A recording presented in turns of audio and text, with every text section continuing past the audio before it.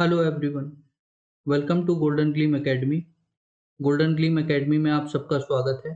हमारी एक सीरीज चल रही है जिसके अंदर में हम उत्तराखंड के बजट 2026-27 को क्या कर रहे हैं, डिस्कस कर रहे हैं। आज इस सीरीज का हमारा सेकंड लेक्चर है। इससे पुराने लेक्चर के अंदर में हमने कुछ बजट के बेसिक कॉन्सेप्ट्स को डिस्कस किया था। वो कॉन्सेप्ट आज हमारी हेल्प करेंगे बजट को अंडरस्टैंड करने के लिए। आज जो हमारा बजट का फोकस होगा वो बजट के डेटा को लर्न करना तो होगा ही होगा, साथ साथ उस डेटा का हम लोग क्या करेंगे, पूरी तरीके से एनालिसिस करेंगे ताकि बजट हमें क्लियरली समझ आ सके। तो अगर हम बजट को देखते हैं तो इस बजट के दो कंपोनेंट होते हैं, दो पहलू होते हैं, दो पार्ट होते हैं, जिसके अंदर में एक पार्ट होता है सरकार की इनकम का पार्ट या सरकार की रिसिप्ट का पार्ट। यानी कि ये क्या है, ये एक ऐसा सोर्स है जहां से सरकार पैसे को इकट्ठा करती है। जब सरकार पैसा इकट्ठा करती है तो साथ साथ उस पैसे को क्या करेगी, सरकार एक्सपेंडिचर करती है। ये सर बजट का दूसरा मेन इंपॉर्टेंट कंपोनेंट है। जो सरकार के पास पैसा आता है उसके मेजरली दो सोर्स होते हैं। रिसिप्ट के दो सोर्स हो गए। पहला सोर्स होता है रिवेन्यू रिसिप्ट। रिवेन्यू रिसिप्ट क्या है? ये रिसिप्ट है जो सरकार की अर्निंग, आप इसे कह सकते हो। इसके अंदर दो तरीके की अर्निंग सरकार की शामिल हो जाती हैं। पहली अर्निंग तो होती है जो सरकार टैक्स के रूप में लेती है। सरकार बहुत सारे टैक्सेस लगाती है अलग अलग तरीके के, और उनसे जो अर्निंग करती है वो पार्ट बनते हैं रिवेन्यू रिसिप्ट का। इसके अलावा सरकार के पास कुछ नॉन टैक्स अर्निंग्स भी होती हैं।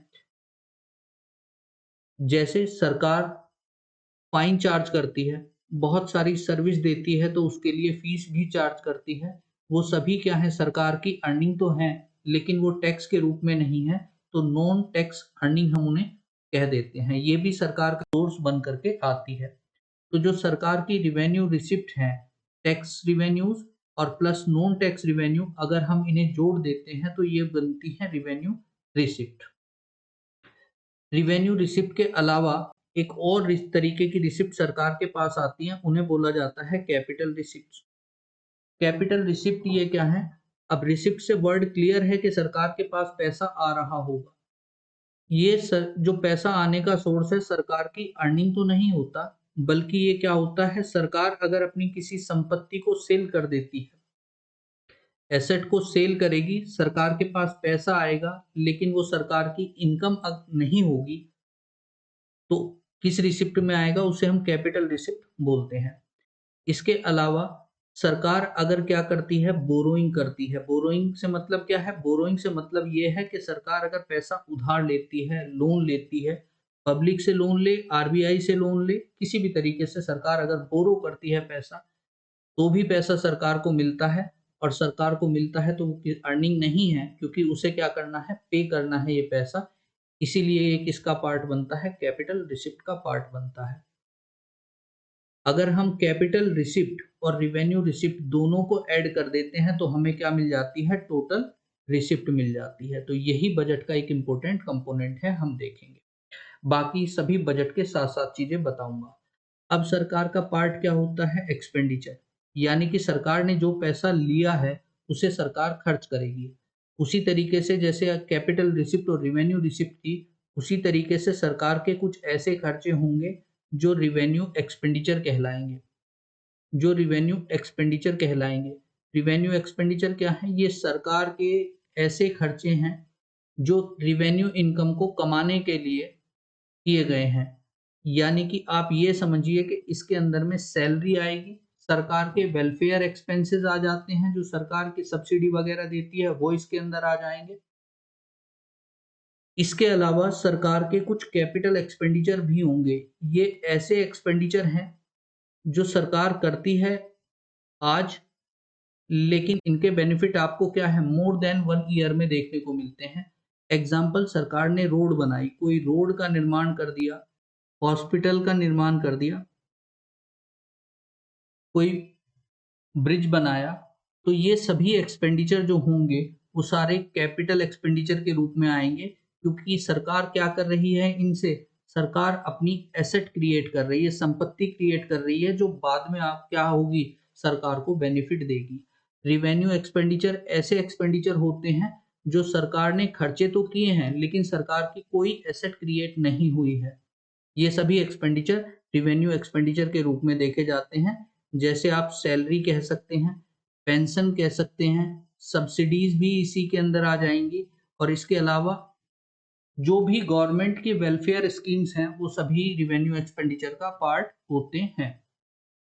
इस कॉन्सेप्ट के बाद छोटा सा एक कॉन्सेप्ट और देखिए, जब मैं रिवेन्यू रिसिप्ट में से सरकार के पास जो पैसा कमाई करके आया है उसमें से जब मैं सरकार के रिवेन्यू एक्सपेंडिचर घटा दूंगा तो मुझे जो पैसा मिलेगा, मुझे जो अगर सरप्लस आता है तो हम लोग उसे रिवेन्यू सरप्लस कहेंगे और अगर सरकार को पैसा कम पड़ जाता है, कमी रह जाती है, तब हम उसे रिवेन्यू डेफिसिट बोलते हैं। तो ये रिवेन्यू सरप्लस है। हमारे उत्तराखंड के बजट के अंदर रिवेन्यू सरप्लस देखने को मिलता है और मोस्टली इंडिया की सभी स्टेट्स के अंदर में रिवेन्यू सरप्लस ही देखने को मिलता है। रिवेन्यू डेफिसिट क्या है? सरकार की अर्निंग इतनी भी नहीं है, सरकार रिवेन्यू रिसिप्ट इतनी भी जनरेट नहीं कर पा रही है कि उसका रिवेन्यू एक्सपेंडिचर मीट कर सके, उसे हम बोलते हैं रिवेन्यू डेफिसिट। टारगेट ये रखा जाता है कि ये रिवेन्यू डेफिसिट आपका कभी ना हो, यानी कि आपका मैक्सिमम जीरो रहे रिवेन्यू डेफिसिट, कभी भी ये फिगर नेगेटिव में नहीं आनी चाहिए, ऐसा टारगेट रखा जाता है। इसका मतलब ये है कि रिवेन्यू रिसिप्ट आपकी हमेशा ज़्यादा होनी चाहिए रिवेन्यू एक्सपेंडिचर के लिए। इसके बाद एक इम्पोर्टेंट कॉन्सेप्ट और आता है फिस्कल डेफिसिट। फिस्कल डेफिसिट ये मैंने पिछली क्लास के अंदर में सब बता रखे हैं, बस मैं एक बार रिवाइज करा रहा हूँ। फिस्कल डेफिसिट का मतलब क्या है कि सरकार के जो टोटल खर्चे हैं, टोटल एक्सपेंसेस हैं, उसमें से मैं क्या घटा दूं, उसमें से मैं रिवेन्यू रिसिप्ट सरकार की घटा दूं, इसके अलावा वो सारी चीज रिसिप्ट भी घटा दूं जो नॉन डेब्ट कैपिटल रिसिप्ट है। अगर मैं ये दोनों पोर्शन घटा देता हूं टोटल एक्सपेंडिचर में से, रिवेन्यू रिसिप्ट और नॉन डेब्ट क्रिएटिंग रिसिप्ट, कैपिटल रिसिप्ट, ये अगर मैं घटा देता हूं तो मुझे मिलता है फिस्कल डेफिसिट। ये वो चीज बताता है कि सरकार की बोरोइंग कितनी नीड है, बोरो कितना सरकार को करना पड़ता है। इसके अलावा एक और कॉन्सेप्ट है जहां पर मैं इस फिस्कल डेफिसिट के अंदर में से, इस फिस्कल डेफिसिट के अंदर में से अगर मैं इंटरेस्ट हटा देता हूं, अगर मैं इंटरेस्ट हटा देता हूं तो मुझे मिल जाता है प्राइमरी डेफिसिट। ये सभी मैंने पिछली क्लासेस के अंदर में कवर किए हैं। अब इसे बजट के साथ साथ हम देखने का प्रयास करेंगे। अब आते हैं बजट के टेबल पर। जो ये बजट पेश किया गया है 2026 और 27 के लिए है। ये 2026-27 का जो टाइम पीरियड शो हो रहा है इसको मैं एक बार बता देता हूं। ये 1 अप्रैल से लेकर के 1 अप्रैल 2026 से शुरू होगा, ईयर जिस ईयर की बात हो रही है, और ये ईयर एंड होगा 31 मार्च 2027 को। ये 12 महीने का टाइम पीरियड है जिसके लिए ये सरकार ने क्या किया है, बजट पेश किया है। ये जो टेबल नंबर कॉलम नंबर 4 है, इसके अंदर ये डेटा जो दिया गया है वो 1 अप्रैल 2026 से 31 मार्च 2027 तक का सरकार के ऐसे एस्टीमेट हैं कि सरकार को कितना पैसा इस पूरे टाइम पीरियड के अंदर में आएगा और सरकार इस टाइम पीरियड में कितना पैसा खर्च करने वाली है, यही बजट के एस्टीमेट्स हैं। ये जो एस्टीमेट्स हैं ये केवल हर बजट के अंदर में हम 3 सालों का डेटा देखते हैं। अभी जो हमारा ईयर चल रहा है, जब ये बजट हमने पेश किया तो हमने यहाँ पे देखा ये मार्च 2026 को हमने बजट क्या किया है, पेश किया है।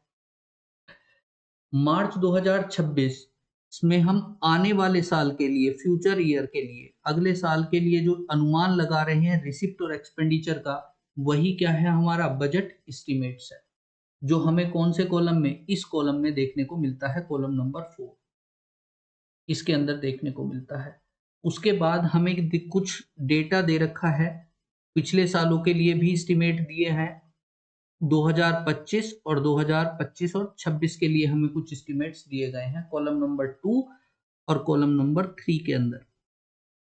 ये जो डेटा दिया गया है 2 और 3 के अंदर में, ये क्या है, करंट ईयर का डेटा है। अभी जो हमारा फाइनेंशियल ईयर चल रहा है 2025 और 2026 ईयर चल रहा है, जो हमारा 31 मार्च को एंड होगा। जब तक ये बजट पेश किया गया था तब तक ये ईयर एंड नहीं था। इस बजट 2025-26 के लिए जो बजट आया होगा वो कब आया होगा? वो मार्च, ये ईयर शुरू होने से पहले मार्च 2025 में बजट पेश किया गया होगा। तो जब ये 2 मार्च 2025 में 25-26 के लिए 1 अप्रैल 2025-2026 के लिए जो बजट पेश किया गया होगा, ये बजट के वो एस्टिमेट्स दिए गए हैं कॉलम नंबर 2 के अंदर। ये जो कॉलम नंबर 2 या कॉलम नंबर 4 के अंदर जो एस्टिमेट्स दिए हैं, ये अभी तक फाइनल नहीं हो पाए हैं, क्योंकि मार्च 2026 में ये हमारा बजट पेश हुआ है। तो सरकार के एस्टिमेट्स ही थे, एक्चुअल एक्सपेंडिचर नहीं थे। एक्चुअल जो है थोड़ा बहुत वेरी कर सकते हैं, लेकिन इसके अंदर में ज़्यादा वेरिएशन हमें देखने को नहीं मिलेगा, क्योंकि अब क्या है, 2025-26 में जब हमने इस बजट को पेश किया गया था तब तो 12 महीने का टाइम पीरियड था, लेकिन आज मार्च आ गई है, ऑलमोस्ट 11 महीने का टाइम पीरियड हो चुका है, तो अभी भी थोड़ा बहुत वेरिएशन हमें देखने को मिलेगा। तो हमने अगले कॉलम नंबर 3 के अंदर में इसके रिवाइज्ड एस्टिमेट्स जारी किए जाते हैं। तो जो आपका पिछला साल है, सरकार इस बजट के अंदर में जो पुराने पिछले साल के एस्टिमेट्स दिए गए थे, वो किस हद तक वेरी कर रहे हैं, उनका डेटा भी साथ-साथ रिलीज करती है।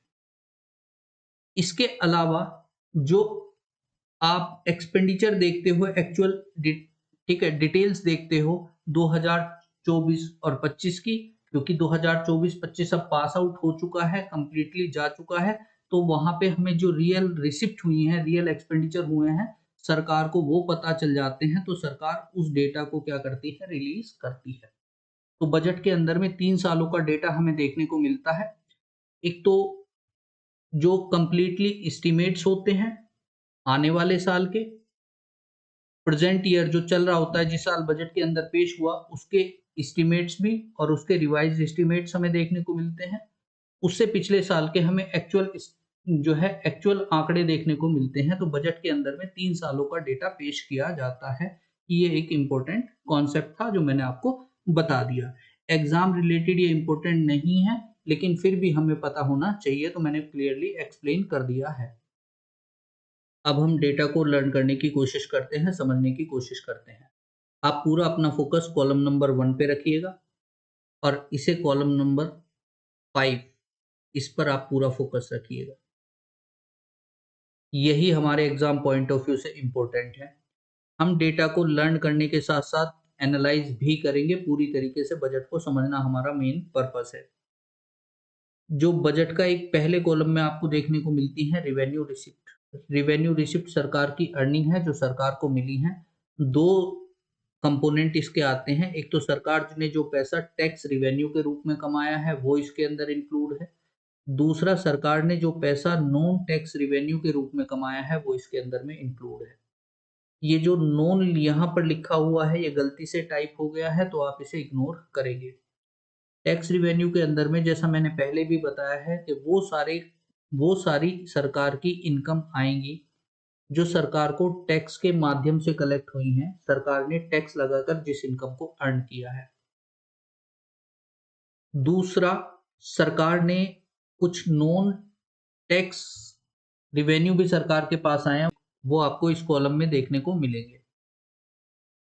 इसके अंदर में जो टैक्स रिवेन्यू है यहाँ पर आपको एक स्टार मिलेगा, इसी के नीचे इसका एक्सप्लेनेशन है। एक्सप्लेनेशन देख लेते हैं कि जो आप टैक्स रिवेन्यूज देख रहे हैं उसके अंदर में सरकार के स्टेट टैक्स रिवेन्यू शामिल हैं, यानी कि स्टेट गवर्नमेंट ने जो टैक्स लगाया है उससे जो पैसा अर्न किया है वो इसके अंदर शामिल है। साथ साथ सरकार को सेंट्रल टैक्सेस के अंदर में जो सरकार का हिस्सा बनता है वो भी इसी के अंदर में शामिल है। दूसरा, नॉन टैक्स रिवेन्यू के अंदर में सरकार के नॉन टैक्स रिवेन्यू शामिल हैं, यानी कि सरकार ने जिस इनकम को by the way of fees, fines इस तरीके से कलेक्ट किया हो। साथ साथ जो सरकार को ग्रांट्स मिली हैं government of India, union government से, वो भी इसके अंदर में शामिल हैं। तो ये दो इनकम है, और जो टैक्स रिवेन्यूज हैं और नॉन टैक्स रिवेन्यूज हैं, जब इन दोनों को आप ऐड कर देंगे तो आपको क्या मिल जाएगी, रिवेन्यू रिसिप्ट मिल जाएगी। अब आ जाते हैं फिगर के अंदर में। सरकार को इस साल जो रिवेन्यू रिसिप्ट प्राप्त हुई है वो है 67,525.77 करोड़ रुपए। ये आपकी फिगर है, और ये डेटा अपने आप में क्या हो जाता है, इंपॉर्टेंट हो जाता है। तो इस डेटा को आप लर्न कीजिएगा, ये इंपॉर्टेंट डेटा है, पूछा जाएगा एग्जाम के अंदर। इसके अंदर आपको दो अमाउंट शामिल देखने को मिलेंगे, यानी कि ये अमाउंट भी इसके अंदर शामिल होगा और ये अमाउंट इसके अंदर शामिल होगा, यानी कि रिवेन्यू रिसिप्ट के अंदर में हमें टैक्स रिवेन्यूज और सरकार के नॉन टैक्स रिवेन्यूज देखने को मिलते हैं। अब सरकार के अंदर में अगला फोर्थ कॉलम आ जाता है कैपिटल रिसिप्ट का। कैपिटल रिसिप्ट और रिवेन्यू रिसिप्ट जब हम जोड़ देंगे तो वो हमें मिलेगी टोटल रिसिप्ट देखने को मिलेगी, जो कॉलम नंबर 8 के अंदर है। अभी हम इस पे भी आएंगे। कैपिटल रिसिप्ट के अंदर में क्या है, सरकार के मैंने दो बातें कैपिटल रिसिप्ट के अंदर में बताई थी, अभी फिर बता देता हूं। कैपिटल रिसिप्ट के अंदर में आपको दो चीजें देखने को मिलती हैं, या तो सरकार ने अपनी कोई एसेट क्या की होगी, सेल की होगी, जो इस फाइनेंशियल ईयर में आपको देखने को नहीं मिलता। इसके अलावा सरकार ने कुछ बोरोइंग मतलब लोन रेज करके पैसा कमाया होगा, यानी कि सरकार के यहाँ पे लोन वाला पार्ट हमें देखने को मिलेगा। ये लोन रिसिप्ट कैसे हो सकती है, ये क्या हो सकता है, सरकार ने लोन लेकर के सरकार ने पैसा कमाया हो, या पुराने टाइम में किसी को लोन दिया हुआ था और इस फाइनेंशियल ईयर में उसे अगर रिकवर किया जाता है तो वो भी क्या बनती है, कैपिटल रिसिप्ट बनती है। अब यहाँ पे क्या दिखा रहे हैं सरकार, कैपिटल रिसिप्ट उसे किस किस तरीके से प्राप्त हुई है। एक तो सरकार ने कुछ अपने लोन्स को क्या किया है, रिकवर किया है। ये आप देखिए कि सरकार ने 27.35 करोड़ रुपए किसी को पुराने फाइनेंशियल ईयर में लोन दिया हुआ था, उसे क्या किया है, रिकवर किया है। इसके अलावा सरकार ने और लोन की रिकवरी भी की है, ठीक है, और उस लोन के अंदर में अमाउंट आ रही है 42,590। ये सरकार के क्या है, लोन है, जिसके अंदर में 42,590, जिसके अंदर में ये सरकार आरबीआई से और लोन्स और एडवांस जो लिया है वो चीजें भी शामिल हो रही हैं। यानी कि इस 42,000 के अंदर 42,590 के अंदर में ऑलरेडी ये फिगर क्या है, इंक्लूडेड है। कैपिटल रिसिप्ट में दो पार्ट हो गए, रिकवरी ऑफ लोन्स और रिकवरी ऑफ लोन्स और एडवांसेस। बेसिकली ये सरकार की बोरोइंग ही है। इन दोनों कॉलम का आप टोटल कर देंगे तो आपको कैपिटल रिसिप्ट मिल जाएगी। यानी तो सरकार की कैपिटल रिसिप्ट कितनी है, 42,617.35 करोड़ रुपए। ये सरकार की कैपिटल रिसिप्ट है। ये अपने आप में इंपॉर्टेंट है, आपको इसे लर्न करना है। ये 42,617 आप इन दो अमाउंट्स को टोटल के रूप में देखते हैं, एक तो ये और एक कॉलम नंबर ये। 21,000 का टोटल इसमें नहीं जुड़ेगा क्योंकि ये ऑलरेडी 42,590 के अंदर में क्या है, इंक्लूडेड है। जब आप total revenue receipt column number 1 revenue receipt और कैपिटल रिसिप्ट को जोड़ देंगे तो आपको क्या मिल जाएगा, कॉलम रो नंबर 8 मिल जाएगी, that is total receipt.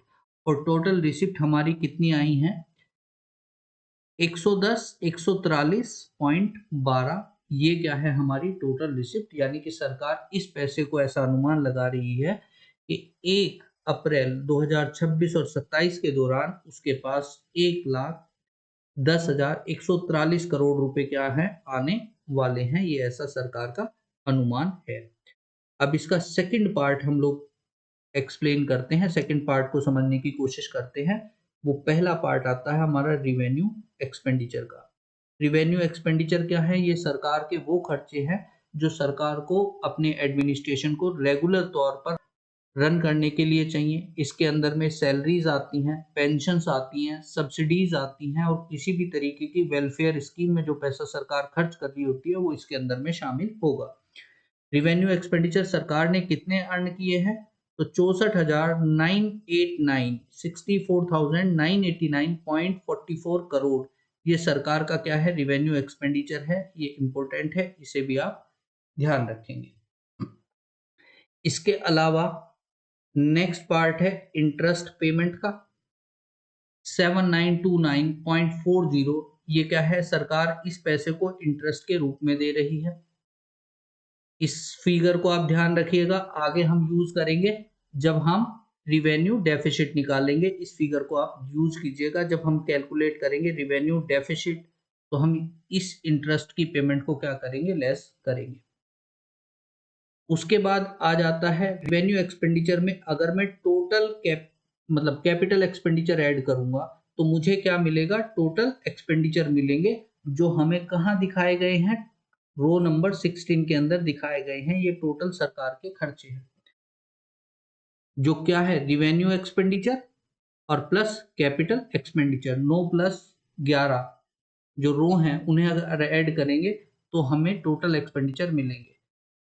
Capital expenditure, इसे एक बार फिर से मैं बता देता हूं, हालांकि मैं बता चुका हूं। कैपिटल एक्सपेंडिचर जो सरकार के होंगे, ये ऐसे खर्चे होंगे, या तो सरकार इनसे क्या करेगी, कोई ना कोई एसेट क्रिएट करेगी, यानी कि एक्सपेंस है, पैसा जाएगा, तो एसेट या तो सरकार परचेज करेगी या कंस्ट्रक्ट करेगी। दो ही बातें हैं, सरकार परचेज करेगी या क्या कर सकती है, कंस्ट्रक्शन कर सकती है। या किसी भी सरकार अपनी बोरोइंग को, अपने लोन का क्या कर देगी, कोई भी लोन का रीपेमेंट कर देगी, या लोन का पेमेंट। लोन अगर उठाया जाता है तो सरकार की क्या बनती है, रिसिप्ट। लेकिन अगर लोन का पेमेंट कर रही है सरकार, सरकार के पास से पैसा जा रहा है, तो सरकार का एक्सपेंडिचर है, और वो कैसा एक्सपेंडिचर बनेगा, कैपिटल एक्सपेंडिचर बनेगा। ये जो सरकार परचेज करके ये इन्वेस्टमेंट में पैसा लगा रही होती है, इसी का एक इंपॉर्टेंट कंपोनेंट हो जाता है, जिसे हमने किस रूप में देखते हैं, कैपिटल आउटले के रूप में देखते हैं, कैपिटल आउटले के रूप में देखते हैं। यानी कि सरकार इस पैसे को क्या करने वाली है, खर्च करने वाली है for creation of its asset. अपनी एसेट के निर्माण के अंदर में इस पैसे को खर्च किया जाएगा। बहुत इंपॉर्टेंट कंपोनेंट है, आप इसे देखिएगा, 18,152.73। इस फिगर को याद रखिएगा, सरकार इस पैसे को अपने कैपिटल एक्सपेंडिचर के लिए क्या कर रही है, खर्च कर रही है। यही बेसिकली शो करता है हमारा डेवलपमेंट, ये सरकार की इन्वेस्टमेंट। सरकार डेवलपमेंट पे पैसा खर्च करती है, तो हमें इसी से पता चलता है कि सरकार डेवलपमेंट पर फोकस कर रही है। इसके अलावा सरकार को अपना लोन का पेमेंट भी करना है, और उस लोन के पेमेंट करेगी 28,160.63 रुपए। सरकार अपने लोन का रीपेमेंट करेगी, इतना सरकार को लोन पे करना है। इस लोन के पेमेंट के अंदर ये 21,000 रुपए शामिल हैं, 21,000 रुपए शामिल हैं, जो सरकार को किसको देने हैं, दीज आर, ठीक है, ड्यू फ्रॉम आरबीआई। सरकार 21,000 रुपए आरबीआई को देगी। अल्टीमेटली वही पॉइंट है जो आपको रिसिप्ट में भी देखने को मिला था, यानी कि सरकार को 21,000 आरबीआई को देने हैं, और सरकार इसे ही क्या कर रही है, आरबीआई से ले रही है, तो अल्टीमेटली बात बराबर ही है। तो वही पैसा सरकार कंटिन्यू कर रही है। इसके अलावा सरकार और भी लोन्स और एडवांसेस छोटे छोटे सरकार को पे करने हैं, वो कितने हैं, 400.41। जब आप इस कॉलम का, जिसे मैं अब टिक कर रहा हूं, 1, 2 और 3, इनका टोटल करेंगे तो आपको क्या देखने को मिलेगा, कैपिटल एक्सपेंडिचर देखने को मिलेगा, टोटल मिल जाएगा इनका। और ये भी क्या है, अपने आप में इंपॉर्टेंट फिगर है, इसे आप जरूर लर्न करिएगा। सरकार का जो कैपिटल एक्सपेंडिचर है वो कितना है, 46,713.77 करोड़ रुपए। तो ये सरकार का क्या है, कैपिटल एक्सपेंडिचर है। उसके बाद हम लोग आते हैं टोटल एक्सपेंडिचर। टोटल एक्सपेंडिचर में रो नंबर 9 यानी कि revenue expenditure plus row number 11 capital expenditure, इन दोनों को प्लस करके हमें जो टोटल मिला है वो ये टोटल एक्सपेंडिचर है सरकार का, और वो है 111,703, यानी कि 1,11,703.21 करोड़ रुपए। यही हम आमतौर पे कहते हैं, it is also called the size of budget, यानी कि उत्तराखंड गवर्नमेंट ने कितने का बजट पेश किया है? 1,11,703.21 करोड़ रुपए का बजट पेश किया गया है सरकार के द्वारा। इसका सेंस ये मतलब भी होता है कि सरकार आने वाले फाइनेंशियल ईयर में ये अनुमान कर रही है कि वो इतना पैसा क्या करेगी, खर्च करेगी। ये फिगर इंपॉर्टेंट बन जाती है। अब बात करते हैं हम रिवेन्यू सरप्लस की। रिवेन्यू सरप्लस का मतलब क्या था? जब मैं अपने रिवेन्यू रिसिप्ट में से जितना मुझे रिवेन्यू आया है उसमें से जितना मैंने रिवेन्यू एक्सपेंड किया है, खर्च किया है, उसे लेस कर दूंगा और मेरे पास जो पैसा बच जाएगा तो वो क्या होगा? रिवेन्यू सरप्लस होगा। रिवेन्यू सरप्लस माइनस का मतलब क्या है? Revenue receipt minus revenue expenditure. या रिवेन्यू रिसिप्ट आपने किसके अंदर देखे थे? ये एक रो के अंदर थे, ये आपको revenue expenditure column row number 9 के अंदर मिलेंगे और जब आप इसे लेस कर देंगे तो आपको फिगर मिलेगी 2536.33। ये आपका क्या है? रिवेन्यू सरप्लस है और ये आमतौर पर सभी गवर्नमेंट का सरप्लस ही रखा जाता है। अभी मैं बताऊंगा इसका रीजन क्यों होता है। इसके बाद हम लोग फिस्कल डेफिसिट में आते हैं। फिस्कल डेफिसिट जो अपने आप में एक्सक्लूड कर रहा है SASCI।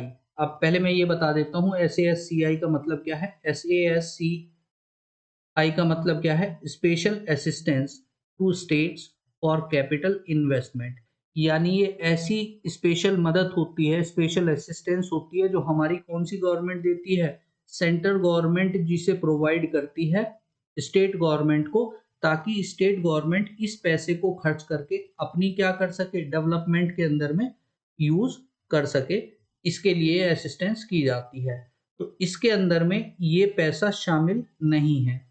अब क्योंकि इस टेबल के अंदर जितनी इंफॉर्मेशन है तो मैं एग्जैक्ट कैलकुलेशन करके आपको नहीं दिखा सकता, बट इसका फॉर्मूला यहाँ पर आपको जरूर बता रहा हूँ। मैंने अभी इसी क्लास के अंदर में बता दिया है कि सरकार अगर टोटल एक्सपेंडिचर जितना भी खर्च कर रही है उसमें से अपने रिवेन्यू रिसिप्ट घटा दे, साथ साथ नॉन डेप्ट कैपिटल रिसिप्ट इन्हें घटा दे, तो यही क्या आ जाता है?